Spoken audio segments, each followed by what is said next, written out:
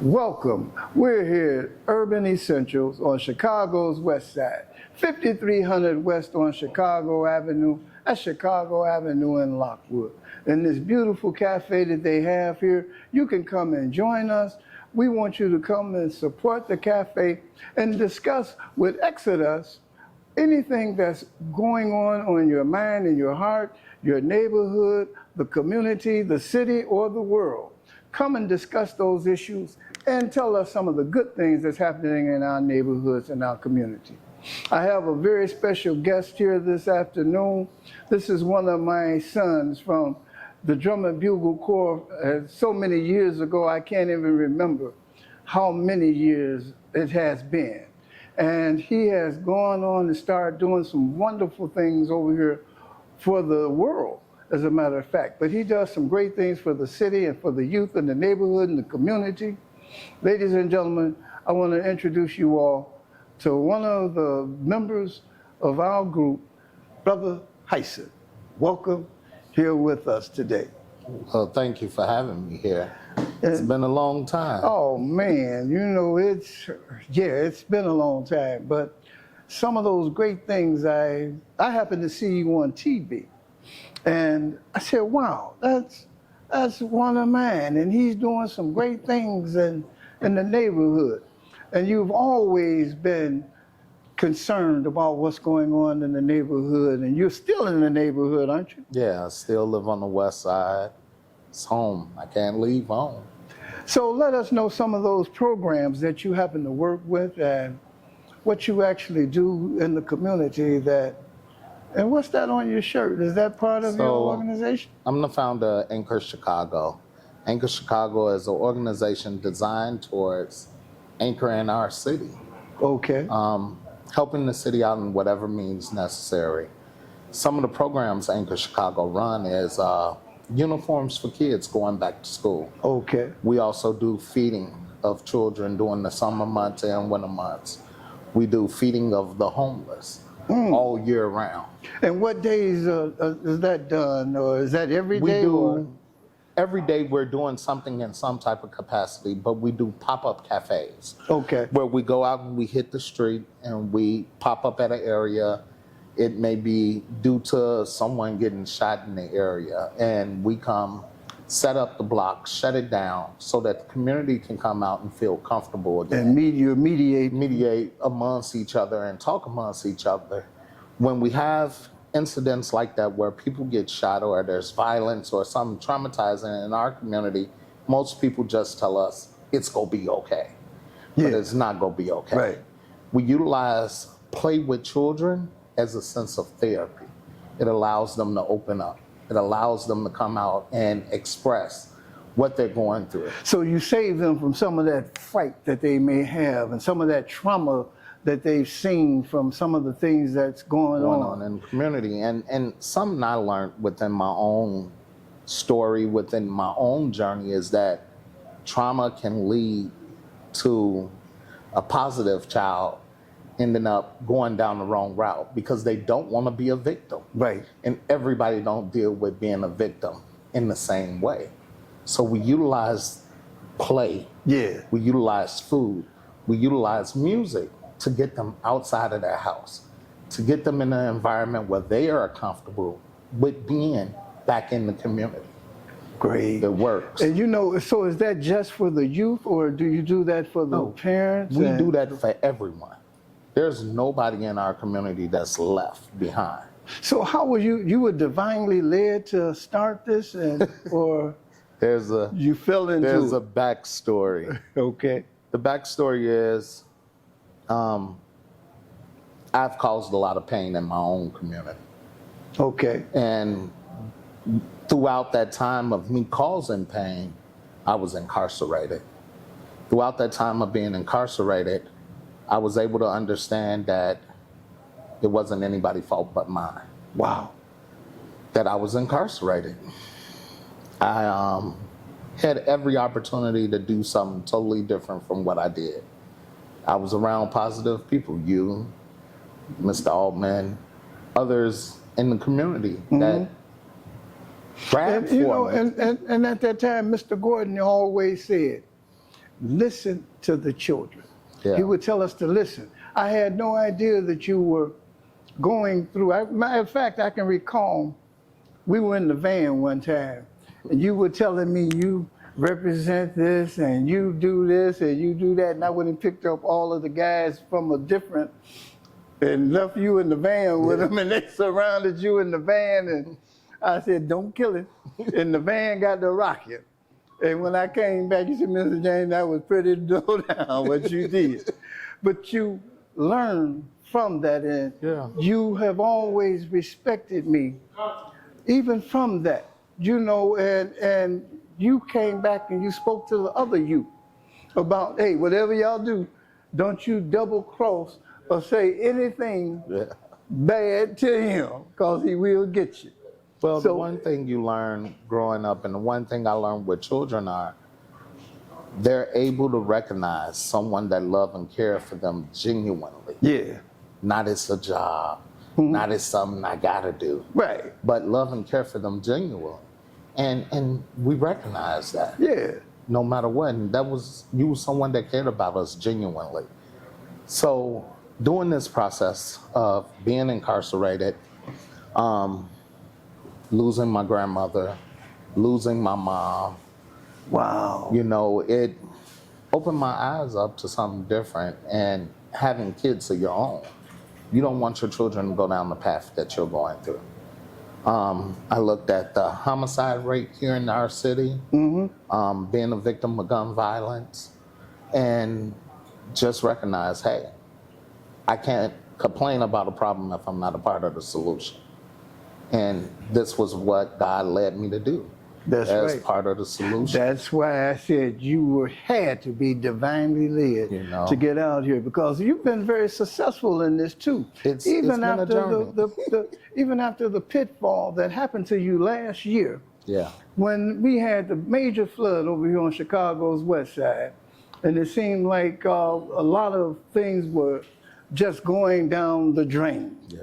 And you lost a lot of uniforms and different things for the youth. He lost tons of clothing, thousands of dollars That was of for clothing. them to go back to school. For the youth to go back to school, for them to have clothes just to feel positive about themselves. We also clothed the less fortunate, the homeless community. We lost that, but God works in a mysterious way. I was able to work and replace. And we were able to clothe at least 3,000 children for the school year. Praise the Lord. So, you know, it's still an ongoing battle. Yeah. But we don't worry about it. It's going to come. So even through the struggles and different things, there was a silver lining that came about, because he made a way. Yeah. You know, the divine world works in those ways and different things, and I'm so glad. Do you have a number or a website or something that you'd like to get out here to the community so that they can contact you? You can go to www.anchor-chicago.org. You can go to Anchor Chicago on all social media platforms and check out what we do. You can always get in contact with me at 773-957-8191. My line is always open. There's never a time that's too late or too early if there's a need. And you know, he's helping the neighborhood, the community.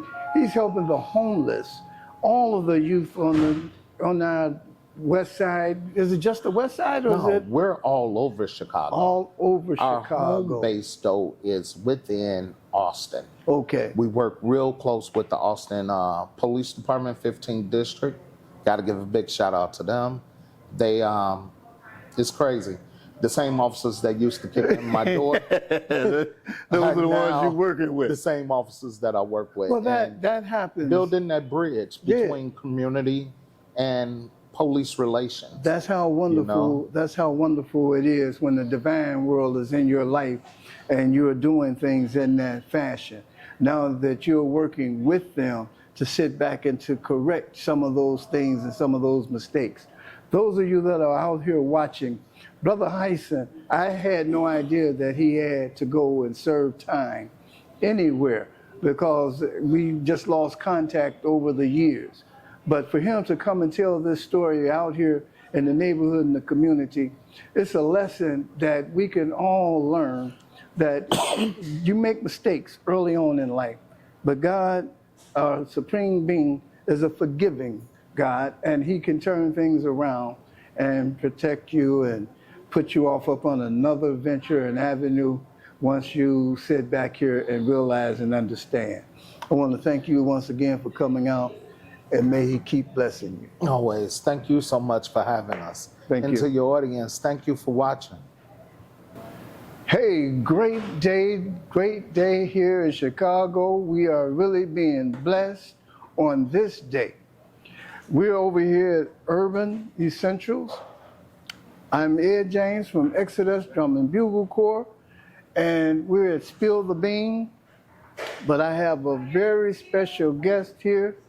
I have my brother Mac Glover here, who happened to be author, and he has some history about some of the things that has happened in our nation and what's going on with the black people at this time. And so I'm going to have Brother Glover come to you in his own way and elaborate upon some of the things that he happened to write about in this book. This book is very powerful. It says Jesus, a black extraterrestrial being, which this is a book. I'm going to purchase this book. This is actually my book now. But this is some very powerful things that he's saying here about what's going on in our world with our ancestors and who we are. So, Brother Mac Glover, introduce yourself and tell the people why you're here and brother. what's going on. Yes, sir. I wrote this book because I'll be 70 years old next month. I wrote this book because I've been given observation for 50 years and 30 years of research went into this book. I'm raised in the church like everybody else, and I know there was something wrong in the church. And all these brothers right now, they not understanding that they got you loving Jesus, but listening to what Paul said. I don't want nobody trying to tell me what, can I use the word nigger? Sure. I don't want nobody telling me what another nigger is saying about the Messiah. I need to know exactly what he was teaching and what he was teaching only. And that's where the problem comes in. If I went to theologian school and I went there and I said, I came here to be taught what Jesus actually taught, they'd have to put me out. Why? Because that's not what they're teaching. They're going to tell you, you got to pick a denomination of, you have to pick a denomination of what you want to be taught. And so, but the point is, every denomination is based on what's called the Pauline doctrine and what Paul said. Well, didn't Paul kill, he was the one that was killing Christians and everything? Well, yeah, but you know, the story is, see, I've been debating this with a lot of people. And the point is, I get to one thing. They always want to say, well, you know, Mac, Paul taught what Jesus taught. No, he didn't. Because I'm going to tell you this here. And if you think he did, go and find where he taught the kingdom is heaven, the kingdom is within. Go find where Paul taught that. Go find what Paul taught prayer and meditation. And then go find where Paul taught the science of creation by what you think, what you say, and what you do. Jesus said, as a man think, that's the science of your thoughts. He said, by your word, you will be either rewarded or condemned. They're not teaching that. So It's the kingdom, important. what you're saying, the kingdom is within? It's within us. It's within us. Okay. And he taught prayer and meditation to show you how to tap this kingdom that he was talking about. Where do you find it? In silence. That's why it says in the sacred place of the Most High. Where is that sacred place of the Most High? In silence. Be still and you will know. If you don't be still, you will not know. You can't hear. You from them. cannot, because So it's the small, still voice within you that you're listening. That you're supposed to be listening to, and that's why we find ourselves saying, man, something told me to do that. Yeah. Something told me not to My do that. gut. We raised up with that because we're not being taught what Jesus actually taught. Now, he said, many use it the law and know it not. What was he talking about? Many use it the law and know it not. 2,000 years ago, they didn't understand what he was saying. 2,000 years today, all the billionaires, millionaires, sports athletes, every successful person on this planet would have to say they got successful by what they thought, what they said, and what they did. All from the outside. But they all got successful by what they thought, what they were saying, what they were doing. They created their lives. We are creating our world, and nobody's explaining this to us. These young boys in the street, they don't know. Young blood, you are creating this world that you're living in. You don't have to create that. They need to understand that they are creating this. You follow me? Okay. That's important. Now you said They don't need to know nothing about Paul and what Paul said. Why? It's not important. so, but you got on here Jesus. A black Was a extraterrestrial being and our DNA connection to the Orion Sirius star system. Now, why do I say that?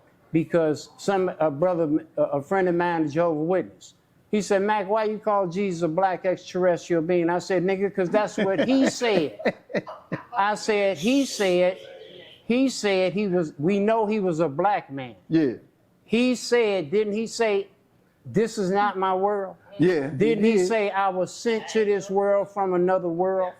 And then he said, and the same thing is with you, but the only difference between me and you is that I know this and you don't.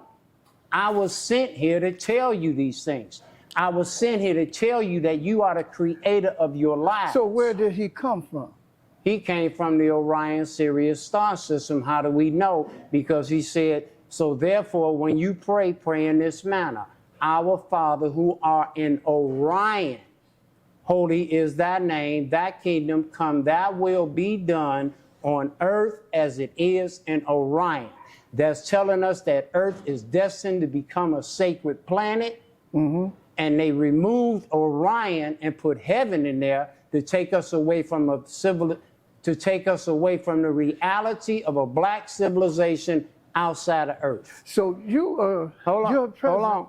They took us from the reality Okay. to of spookism.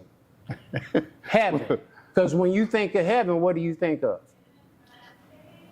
A divine world. No. Something that's when you think beyond, of heaven, right. beyond where I am. Now, when you think of Orion, we know Orion is a physical star system. The pyramids are aligned with the Orion star system because that's where the Egyptians came from. The beginners of life on this planet, they came here from the Orion Sirius star system. So the Egyptians also came from there. Yes, that's where they came from. That's why Jesus had to be sent to Egypt to get the sacred knowledge that was held secret, or the secret knowledge that was held sacred. And you follow me? Yeah, he went to Egypt when he was what, 13? No, 12? when he was a baby. He was a baby when he went to Egypt? Bro, the story is they were sent to Egypt because they was trying to kill. Listen to me carefully. Back then, when Moses was born, these demons, they knew special children or somebody special was coming. So what did they do? They started killing off the black baby boys. During the time of Jesus, they knew somebody was coming. So what did they do? They started killing off the black baby boys. They changed the story and whitewashed it, and we don't have the reality of what's really going on. So they killed off the black baby boys. You follow me? Yeah. Jesus was sent to Egypt to be protected, and he was to be taught in Egypt that all of the information that was held in Egypt. Because when they came here and started civilization, All the information was brought to this planet from Orion. It was held in Egypt, period. So that's why he had to go there. And then when he left out, he fulfilled the prophecy, out of Egypt have I called my son. That was a prophetic thing. You follow me? Okay. They done took the story and lied and all this about Jesus talking about he came here to die for another nigga sin. Nigga, are you kidding me? Really? For real? No, let me tell you something. This is what they have done. This is Jesus' world. Nigga, do it look like it? No. All right. This is what I'm saying about them mentally conditioning us. Now listen to this. Why do I have this headgear on? If every one of us go back to our families and ask them, are we Indians? Every one of you will say, get a yes. And we know this. Let's go back 100 years. My grandmother was Washita. My granddad was Cherokee. But then back 100 years ago, them white folks came up and said, no, damn all that. Y'all are Negroes. And they were forced to just forget their culture. You follow what I'm saying? So we were labeled Negroes. Forgot about all of this. Like, it don't exist. Now listen, they had to make all the niggas think that everybody came over here on slave ships. Nigga, please. This is our land. We was here when they got here. What you're saying, we are the indigenous people. Brother, we have never been classified correctly to this day. We've never been classified. We've been labeled, entitled, Negroes, colored. Then when we got in our generation in the 60s, we was like, no, damn that. We didn't want to be called Negro, Black Power. Right. You follow what I'm saying? But that was still a title. That's still a label. You follow me? Now today, then Bush was involved in the campaign to start calling us African American. Now they trying to force us to say we're African American. All applications, other has been taken off. You either African American, Black. Now damn that. Now it's time for us to be classified correctly as indigenous people, period. If we're classified correctly, we can now move to the top of the food chain with all of these benefits and money and appropriations. Now we move straight to the top of the food chain. Hold on. Not only do it do that, it removes us from property taxes. We don't have to pay no property taxes on our land. You feel what I'm saying? We have to be classified correctly. We are not classified correctly. That's what I'm saying. Jesse Jackson is having a thing at his church on the 8th. I'll be there in full gear. Why? Because y'all's organization was used in the campaign to to label us African Americans. So will you all start the campaign to have us classified correctly as indigenous? Until we get brother, why do you think they got all that money for them immigrants? They got our people all up in arms about this. They got us bent out of shape over this. You hear what I'm saying? It's because we're not classified correctly. If we're classified correctly as indigenous, all these funds and stuff, it'll come our way. We don't understand how they're not giving the reparations. They ain't giving no reparations to no African Americans, no blacks. Right. Ain't no such thing. That's the point. That's not a classification. That is a title. That's a label.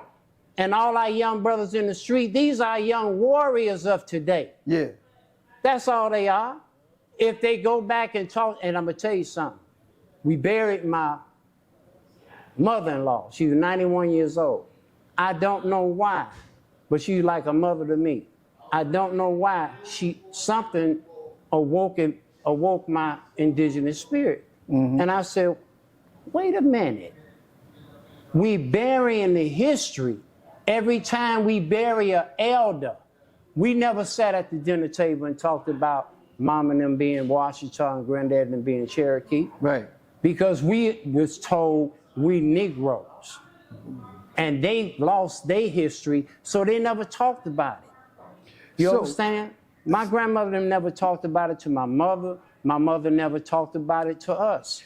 It's our duty as the intelligent generation to get us classified correctly so we can move to the top of the food chain and So- put it in the property taxes. So Period. once again, I want to go back to this book All right, go ahead. because there are some things that I saw in this book Okay. where you had pyramids in here, but they look like teepees. Yeah. And that's a resemblance of the Indian. TPs is nothing but a round pyramid. That's all TPs are. Come on. I mean, all this is And- our sciences. And so we had some of those here in Illinois. This is No, that was down in Georgia where they this had is built. in Georgia. That was in Georgia where our people had built a pyramid city down there, Egyptian city down in Georgia, and they locked this Well- brother up. Listen, Malachi Z. York is Melchizedek in person, In the flesh. in the flesh. And they don't want to talk about that. Let me tell you something. There's a being and beings in that scripture that always come throughout time. Always. Every time these demons are about to do something real reckless on this planet, Yeah. they sending people. And we don't understand that. That's why we supposed to be answering.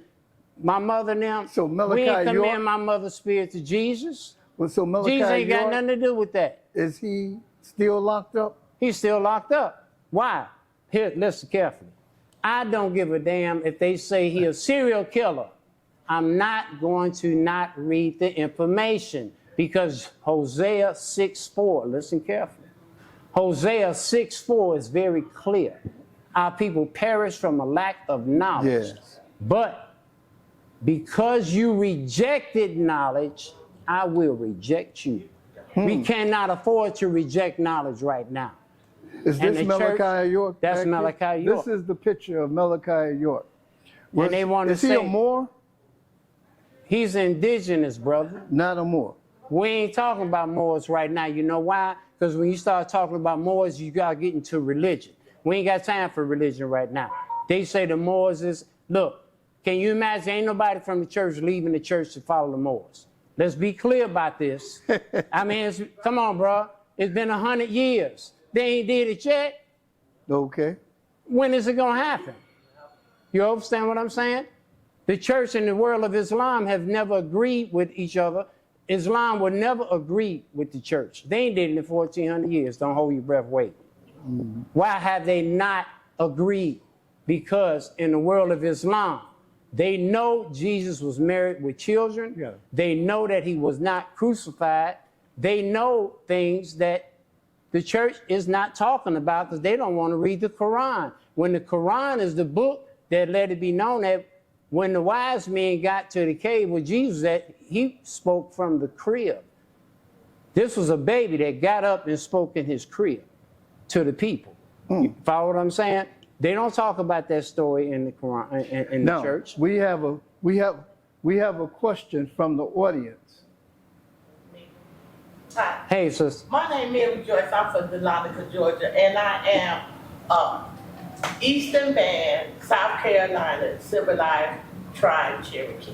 Okay. So, and I got through. No, you ain't got to. I already know. Right, but so no. So I do have that. Everybody in this room. That's why I tell everybody did not come from Africa. Right. Everybody was not slaves. Right. I went back 300 years of my family, Okay. and his name is James Boxler. He owned a gold mine. Let your spirit guide you. Let your ancestors guide you. You follow what I'm saying? Because our ancestors still live. I wrote an article in this book called An Experience with Death, or is it Time Traveling? You never die. It's time traveling. Yeah, you And they're not going all the time. they don't want to talk about the reality. See, they took us from the reality to this spookism. You follow me? We getting away from all that spookism. If we can't prove it, we deal with truth and facts only. And You then got a like question? Orion. I always knew I called You it got a planet question? jumpers. We been planet You got a question? Yes, And Orion, I know that. I see the constellation, the 3 stars, yes. and that's I just Orion. wanna We make know sure- that just that's wanna a make sure you- physical star system. Right. So they took us away from that and said heaven. Right. You follow what I'm saying? And they did that intentionally. So when Elijah Muhammad Just came, for now a listen, brief second so that we could just see you. in 1928, Noble Drew Ali came. His mission was to have this land mandated back to the indigenous people, but he said Moors. You Yeah, follow me? yeah. Then Elijah Muhammad came and he was raised to tell us, listen, y'all, he came to fulfill the prophecy in Deuteronomy when Moses was told, I will raise another one like unto you, Moses. Don't nobody want to acknowledge that the Elijah that we was looking for was Elijah Muhammad. You didn't have to join the Nation of Islam to read what that man said. I read all his books. I wasn't no official member of the Nation of Islam, but I follow a trail. You follow me? So Noble Drew Ali, he came to have the land mandated. Yeah. They killed him, but because of that land mandate, that was the cause of the 1929 stock market crash. A lot of people don't have a clue about that. So, They don't know nothing about that. so what do we have to do to get Dr. York out of Demand that they release. This is what this is all about, bro. Us being classified as the indigenous people of this land, that changes our whole dynamics in this country. You follow what I'm saying? Because our own license plates are do not detain, license plates and IDs, etc., being classified no longer as African American and black, classified as indigenous.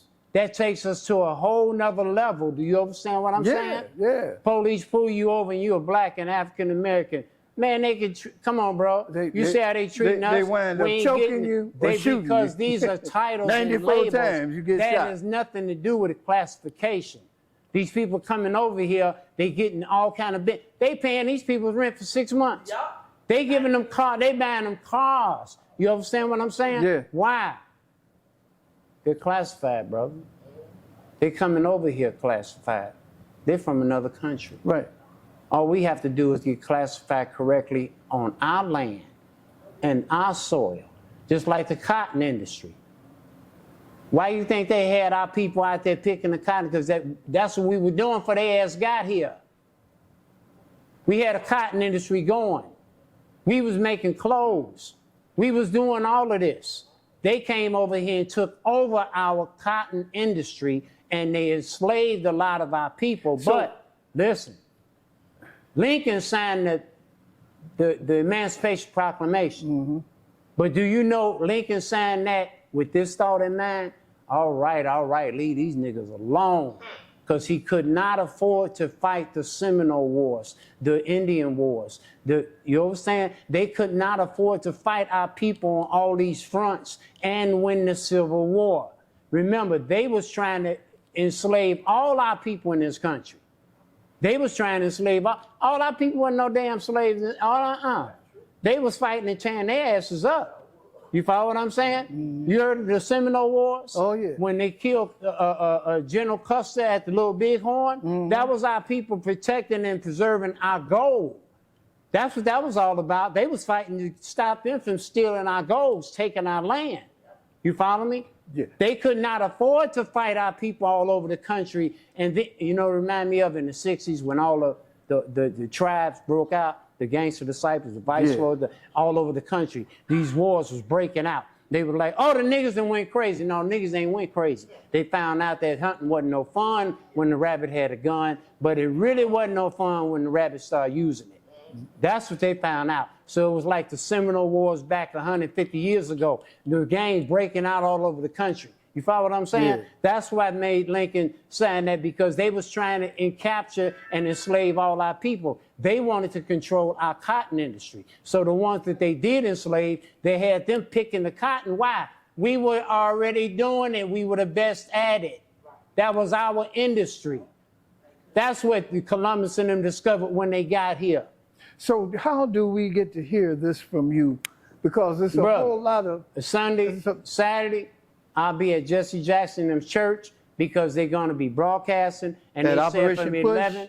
11:30, they're going to have question and answer. My question is, brother, since they use your organization to label us as African Americans, will your organization start the campaign to have us classified correctly as indigenous? That's my question. So this is Because even Jesse and them, Indians, Jesse and the family Indians, but nobody's thinking about that, brother. Nobody's thinking about this. This has been very interesting. And like I said, I'm going to purchase this book. How can anybody get in contact? How can we get this book? Do we have to come directly to you? Right now, or is directly it to me, on- I got a publisher that's getting ready to take it mainstream. But listen to how powerful this book is. I've been sending that book over to Ghana. I've sent that book to Togo. It's getting ready to go to Can you walk that Togo. book up there? I sent that book over Walk it up to to the the camera. DRC over in Uganda. Yeah, walk it- They walk love it that up book so over he there. can see it. You follow me? There's a brother Right there. from right there. Togo. Yeah. I gave him, he got that book a year ago. He called me last week. He said, Mac, this is Kofi from Togo. I said, what's up, bro? Where you been? He said, I've been at home. I said, what? He said, Togo. I said, how long you been gone? He said, a year. This is what that brother said. This is just last week. He said, brother, you gotta come to Togo.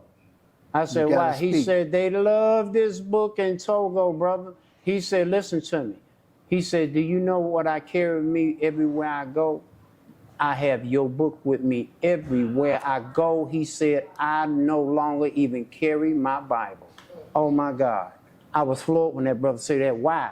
He said, brother, this book was so clear about Jesus versus Paul and what Jesus, you understand what I'm saying? He said, brother, listen what some brothers said in Ghana.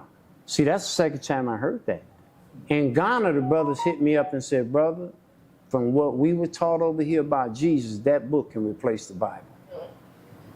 I ain't expecting these kind of responses, but it is what it is. That book is waking So- people up, bro. Once again, this book is necessary. It's Mac, you need you can to call read. me Mac Glover, 678-733-7771. 678-733-7771. That book is $36. I promise you it's the best $36 you're going to ever spend. I promise you that. This is information that our young people must have. I wrote an article in there called The Evolution of the Black Gangs. I documented exactly what these demons did after all of the tribes formed and came up and everything, the Black Panthers, how they killed, you know what they do. Because the Civil Rights Movement started in 55. COINTELPRO started in 56 to watch us because they could no longer kill off the black baby boys like they did in the time of Jesus and the time of Moses. We are the same people in a future time. They couldn't just kill us off, so they dropped the drugs and the guns, and they knew what would take place. So that's why they did that, and now today we're killing off each other. You follow what I'm saying? This was all well plotted, a well planned thing that they did. Strategy that This they is had strategy. against. Right now today, our youth are being bombarded. These are our young warriors in the street. They don't know that they are the Indians that they've been hearing about. They gave us long range and Tonto. Now damn all that. And these other Indians, I'm gonna say, when they was giving out those concessions for the casinos, they was giving that to them $5 Indians. Them Europeans that they allowed to pay $5 to claim certain rights. You follow what I'm saying? So now, even Trump went to the Senate subcommittee meeting and he was protesting it by saying, and I quote, he said, excuse me, y'all, he said, but they don't look like Indians to me. He said, and they don't look like Indians to the Indians. He said, that's all I got to say. So that's what he said in the subcommittee meeting about that. He said, y'all know what y'all doing. Y'all giving them concessions to the wrong people. They do not look like Indians to me, and they don't look like Indians to the Indians. Well, he know who we are. Brother Mac Glover, I'm so glad that you came out here and spread this information out here to this to the west side and to the whole city. This is going to go out on YouTube. It's going to be We want worldwide. we want all our people in this country, man. We Yeah. want all our people in this country. Go back to your elders. Don't let them get buried with this history. You need to know your family. We are the Indians. Ask your family. They're gonna confirm this to you, and then start pushing up on. Damn all that being African American. We need to be classified correctly as indigenous, and that's all that's to it. So it's important that our young people have this information. You follow me? And the church, I'm gonna say this here. The churches are lying on Jesus. They don't want to admit they lying on Jesus, but they are. They may not know. No, they may not know, and a lot of them do. Because when you start reading what Jesus said, do yourself a favor, start reading just the red letters, just the red.